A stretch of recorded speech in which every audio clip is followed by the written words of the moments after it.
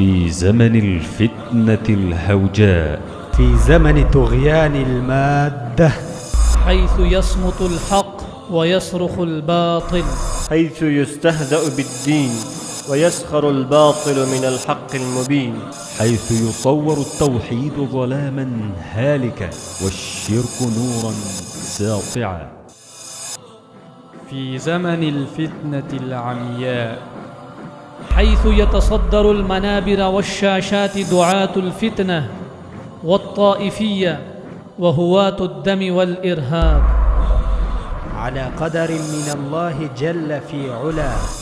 إن جلت الغيوم السوداء فأشرقت الشمس في صورة. وصال أردو، قناة التوحيد والإيمان.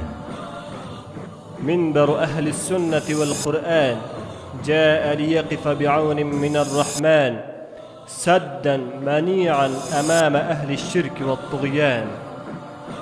وصال أردو، منبر دعاة الحق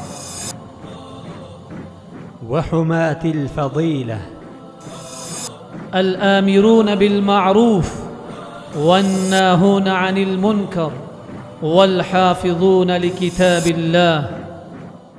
وصال أردو، مدرسة على منهاج كتاب ربنا الرحيم وسنة نبينا الكريم عليه الصلاة والسلام. قناة وصال أردو تسعى لتوصل الناس إلى المحجة النبوية البيضاء التي ليلها كنهارها، والتي لا يزيغ عنها إلا هالك.